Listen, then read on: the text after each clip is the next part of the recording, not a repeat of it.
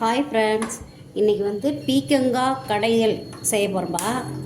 அதை எப்படி செய்யுதுன்னு பாருங்கள். ஒரு சின்னதாக ஒரு சட்டி எடுத்துருக்கேன். இப்போ இது நல்லா காஞ்சது. நம்ம வந்து ஆயில் விட்டுக்கலாம் தாளிக்கிறதுக்கு. இப்போ பீக்கங்காய் எப்படி கடையுதுன்னு பார்க்கலாம் பாருங்கள். முதல்ல வந்து எண்ணெய் ஊற்றிக்கிறேன் ஆயில். இப்போ ஆயில் ஊற்றிக்கலாம்பா. கொஞ்சமாக சேர்த்திக்கலாம்.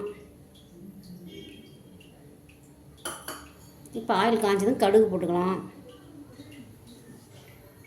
பாருங்கள், ஆயில் நல்லா காஞ்சிடுச்சு. இப்போ கொஞ்சம் நம்ம கடுகு போட்டுக்கலாம்.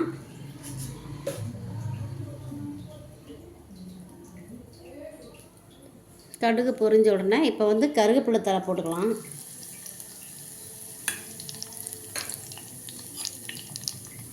இதில் வந்து கொஞ்சமாக ஜீரகம், கொஞ்சம் பூண்டு இதில் சேர்த்திக்கலாம். அப்புறம் வரமிளகாய் 2 எடுத்துருக்கேன், அதையும் இதிலே சேர்த்திக்கலாம். கொஞ்சம் பெரிய வெங்காயம் 1 எடுத்துருக்கேன், அதையும் கொட்டிக்கலாம் அதுலேயே.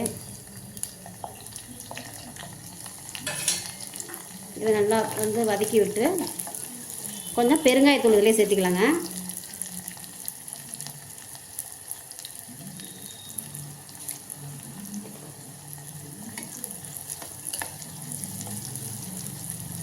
தக்காளி 3 தக்காளி எடுத்துருக்கிறேன், அதையும் இதிலே போட்டுக்கலாம். நல்லா வதங்கின பிறகு நம்ம பீக்கங்காயை எடுத்து கொட்டிக்கலாம். நான் ஒரு பீக்கங்காய் எடுத்துருக்கேன் கடையிறதுக்கு.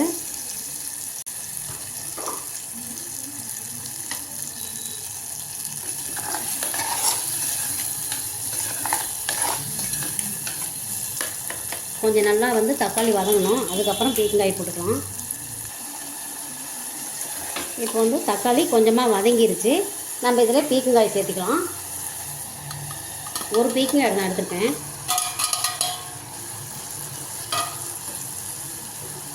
இதில் கொஞ்சம் மஞ்சளும் போட்டுக்கலாங்க. மஞ்சத்தூள் கொஞ்சமாக சேர்த்துக்கலாம். உப்பு கொஞ்சம் சேர்த்துக்கலாம். தேவையான அளவு போட்டுக்குங்க. அவ்வளோதாங்க பீக்கங்காய் கடைசல் மதிய லஞ்சுக்கு.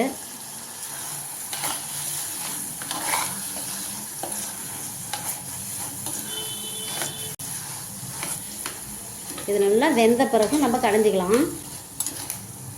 பாருங்கள், நீங்கள் வந்து மிஷின் இருந்தால் மிஷினில் கடைஞ்சிக்கங்க. மிஷின் இல்லைன்னா மிக்சியில் போட்டுக்கலாம். இல்லைன்னா வந்து மத்து வச்சு கடைஞ்சிக்கங்க. பீக்கங்காயெலாம் உடம்புக்கு நல்லது. சுகர் இருக்கிறவங்க அதிகமாக அதை நம்ம சேர்த்திக்கணும். நல்லா வெந்த பிறகு கடைஞ்சிக்கலாம். பாருங்கள், பீக்கங்காய் வந்து நல்லா வேகணும். வெந்த பிறகு தான் நம்ம கடைய முடியும். இன்னும் கொஞ்சம் தண்ணி வந்து நம்ம சேர்த்திக்கலாம். நல்லா வேகட்டும். வெந்த வாட்டி தான் கடைக்க முடியும். மூடி வச்சிடலாம். பாருங்கள், பீர்க்கங்காய் வந்து நல்லா வெந்துருச்சு. இப்போ இதை வந்து நம்ம கடைஞ்சிக்கலாம். மத்து வச்சு இப்படி மத்து வச்சு நல்லா கடைஞ்சிக்கலாம். மத்து இல்லைன்னா நீங்கள் மிக்சியில் கூட போட்டு அப்படியே குறன்னு விட்டுறலாம். நல்லா வெந்துருச்சு பாருங்கள்.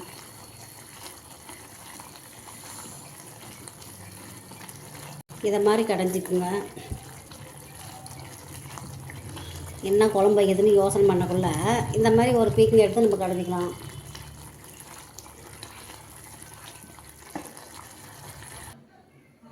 பாருங்கள், பீக்கங்காய் கடைஞ்சாச்சு. இப்போ இதை வந்து நான் மல்லி இலை கொஞ்சம் போட்டு இதை கொஞ்சம் தூவி விட்றேன். இது மாதிரி நீங்களும் கடைஞ்சி சாப்பிட்டு பாருங்கள். பிடிச்சிருந்தால் லைக் பண்ணுங்கள், ஷேர் பண்ணுங்கள், கமெண்ட் பண்ணுங்கள், சப்ஸ்கிரைபர் பண்ணுங்கள். தேங்க்யூ.